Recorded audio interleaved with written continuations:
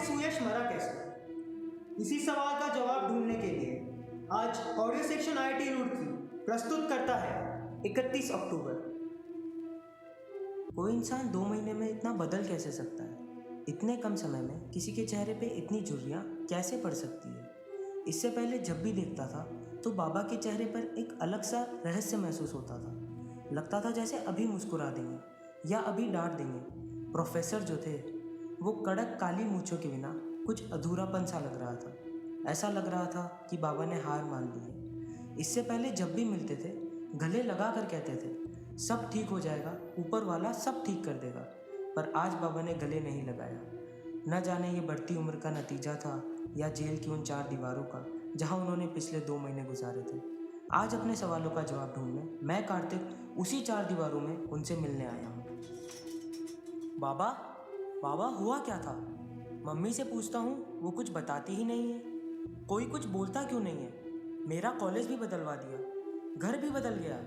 क्यों इतना अच्छा घर छोड़कर हम इतने छोटे से घर में रह रहे हैं? दीदी के रिश्ते में भी कितनी दिक्कत आई है। बाबा मुझे जवाब चाहिए, मुझे जवाब दो। आखिर हुआ क्या था? कुछ तो बताओ। ऐसा क्या हुआ कि हम सबकी ज़िंदगी एकदम से बदल गई? होना क्या था? बस एक कॉलेज स्टूडेंट के सुसाइड का मामला अखबारों की हेडलाइन बन गया और मुझे बलि का बकरा बनाकर जेल में डाल दिया। अब उसने इतनी ही जल्दी हार मान ली तो भला इसमें मेरा क्या कसूर? माना सुयश को थोड़ा ज़्यादा डांट दिया था, पर सस्पेंड तो ऋषभ भी हुआ था। वो तो जिंदा है और गलती भी थी उनकी। भरी क्लास में लड़े जा रहे थे और वो अनुष्का भी तो, उसको सब पता था।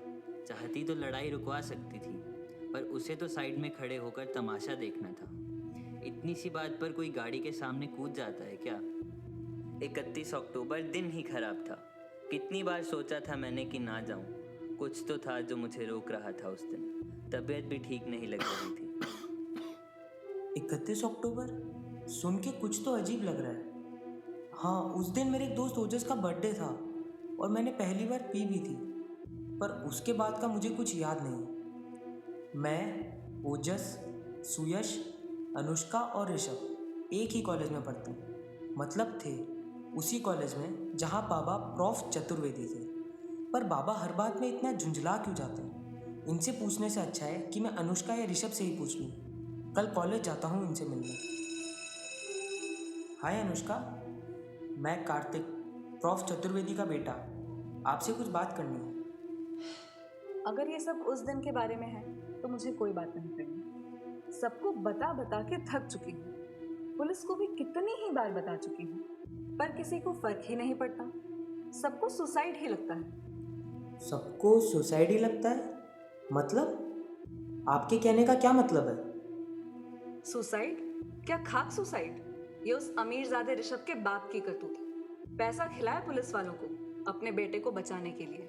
मैं समझा नहीं, शुरू से बताएंगे उस दिन एग्जैक्टली हुआ क्या था? सुयश उस दिन किसी बात को लेकर काफी टेंशन में था और ऋषभ को हम दोनों के साथ होने से चिढ़ थी। वो बार बार उसी बात को लेकर सुयश को ताने मारता रहता था और उस दिन वो फिर से सुयश के सामने वही बात लेकर बैठ गया। उस दिन पता नहीं सुयश को क्या हुआ, शायद ही मैंने उसे कभी इतना गुस्से में देखा। और गुस्सा आए भी क्यों ना, मैं ऋषभ को न जाने कितनी बार समझा चुकी थी। और यही नहीं, ऋषभ ने हाथ भी उठाया। उसे तो बस मौका चाहिए था। फिर भरी क्लास में दोनों जानवरों की तरह लड़ने लग गए। प्रोफेसर के छुड़ाने के बाद भी ऋषभ का गुस्सा शांत नहीं हुआ और वो सबके सामने सुयश को मारने की धमकी देकर गया। मैं सबको बोलती हूँ ये सब ऋषभ ने ही किया है। सुयश सुसाइड कर ही नहीं सकता। ऋषभ नहीं मारा है उसे।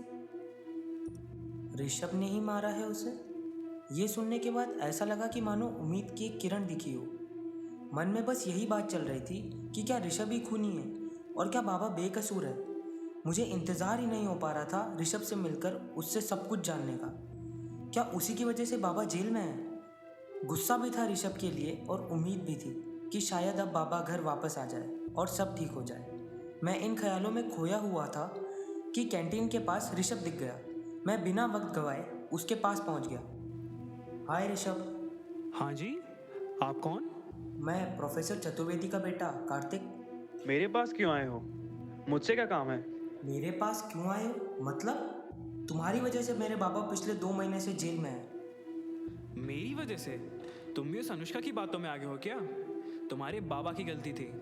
लड़ाइयाँ तो होती रहती हैं, इसमें सस्पेंड करने वाला क्या था, वो भी सुयश जैसे लड़के को। सुयश ने अपने अपॉलॉजी लेटर में साफ साफ लिखा था कि अगर उसके घर वालों को ये बात पता चल जाए तो वो मर ही जाएगा। फिर क्या ज़रूरत थी तुम्हारे बाबा को उसके घर पर बताने की? इतना रो रहा था वो सबके सामने, तुम्हारे बाबा के सामने गिड़गिड़ा रहा था। और तुम्हारे बाबा हमेशा की तरह कुछ अलग चिढ़ थी उन्हें सुयश से, पुराने ख्यालात के जो थे। सुयश और अनुष्का को देखकर हमेशा झुंझला जाते थे।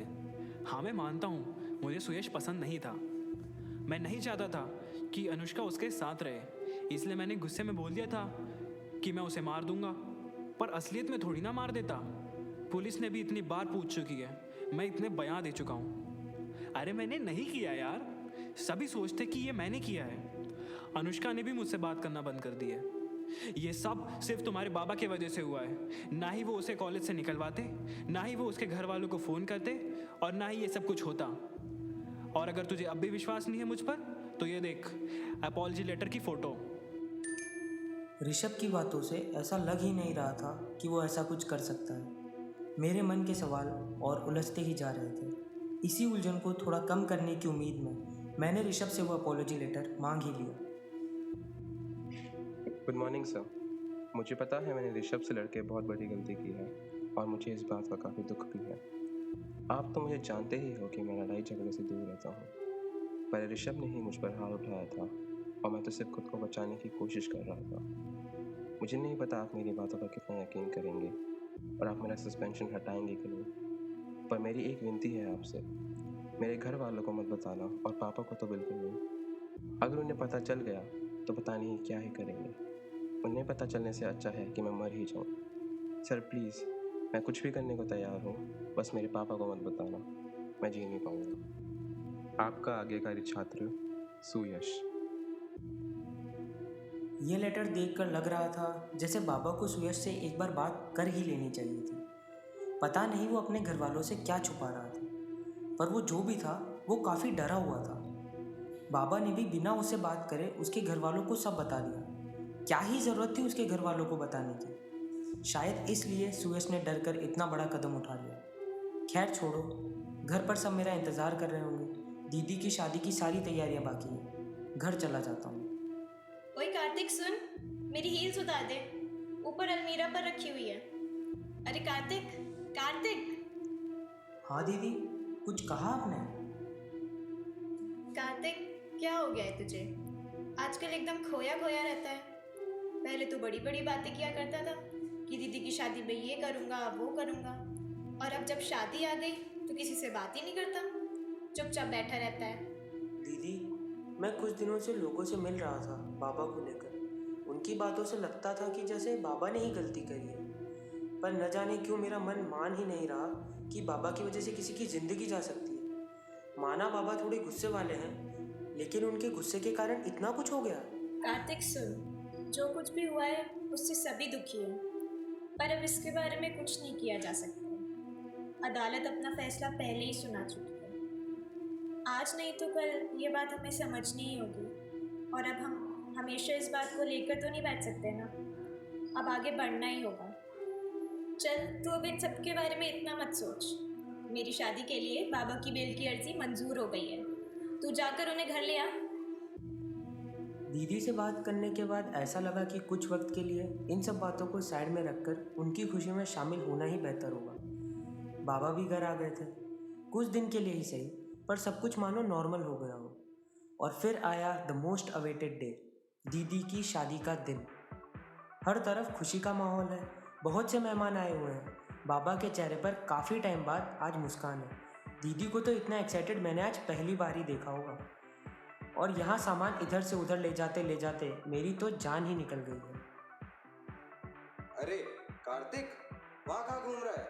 बस 2 महीने में तू अपने दोस्तों को भूल गया क्या? इधर आ, हम सब यहीं बैठे हैं। यार ओजस, तुम लोगों ने मेरी दीदी की शादी भी नहीं छोड़ी, यहाँ भी पीने लग गए। अरे भाई ले, तू भी पी। तेरी बहन की तो शादी है, यही बात तो बाद में याद आएंगी। याद ही तो नहीं आता, तेरे बर्थडे पर पीने के बाद जो कुछ भी हुआ मुझे कुछ याद नहीं। क्या तुझे सच में नहीं याद है? तूने बहुत पी ली थी उस दिन, फिर मेरी गाड़ी लेके पता नहीं कहाँ चला गया था और एक पेड़ पे मेरी गाड़ी ठोक दी थी। बहुत मुश्किल से मिला था तू उस दिन, गाड़ी में बेहोश पड़ा हुआ था। मैंने नशे में गाड़ी ठोकी थी? तूने ये बात मुझे पहले क्यों नहीं बताई? कैसी बात कर रहा है कार्तिक? अगले ही दिन सुबह तेरी फ्लाइट थी और फिर 2 दिन बाद पुलिस तेरे बाबा को उठा के ले गई, मौका ही नहीं मिला बताने का। खैर ये सब छोड़, आज तेरी बहन की शादी है, तू एंजॉय कर, इसके बारे में हम फिर कभी बात करेंगे। मैंने गाड़ी ठोकी थी? ओजस की बातें सुनकर मुझे बहुत बड़ा झटका लगा। दीदी तो विदा हो गई, पर मेरे मन में कई नए सवाल खड़े हो गए। क्या पता सुयश खुद गाड़ी के सामने ना खड़ा हो, कहीं किसी ने गलती से उसमें गाड़ी ठोक तो नहीं दी। बाबा की बेल भी खत्म हो चुकी थी, मैं अब उन्हें वापस जेल छोड़ने जा रहा था। हिम्मत करके मैंने उनसे पूछ ही लिया, बाबा पुलिस ने आपके केस को हिट एंड रन के एंगल से नहीं देखा क्या? ये जरूरी तो नहीं कि सुयश ने सुसाइड ही किया हो। बेटा वो सब पुलिस देख चुकी है। मैं भी पहले ये सब सोचता था, पर अब उम्मीद छोड़ दी है। वैसे भी सुयश का अपॉलॉजी लेटर किसी सुसाइड नोट से कम थोड़े था। और फिर पुलिस को वो गाड़ी भी नहीं मिली जिसके सामने वो कूदा था। गाड़ी नहीं मिली? वहाँ कोई कैमरा वगैरह नहीं था क्या? ये सब हुआ कहाँ था? गांधी चौक। और वहाँ कैसा कैमरा? वहाँ तो ट्रैफिक लाइट्स भी नहीं लगी हुई। अंधेरा होने के बाद तो कोई वहाँ जाता भी नहीं है। अच्छा अब मुझे जाना होगा, बेल का टाइम ख़त्म हो चुका है। बाबा चले गए, पर मेरे मन के सवाल वैसे के वैसे ही रह गए। मैं जितना इस केस की तह तक जाने की कोशिश कर रहा हूँ उतना ही उलझता जा रहा हूँ। और ओजस ने भी एक्सीडेंट वाली बात बताकर मुझे टेंशन दे दी है। उससे कॉल करके उस रात के बारे में और बातें पूछ ही लेता हूँ। हेलो ओजस, ये बता, मैंने जब गाड़ी ठोकी थी उसके बाद मैं तुझे मिला कहाँ पर था? यार तू गांधी चौक से 100-150 मीटर दूर अपनी गाड़ी में पड़ा हुआ था। गांधी चौक?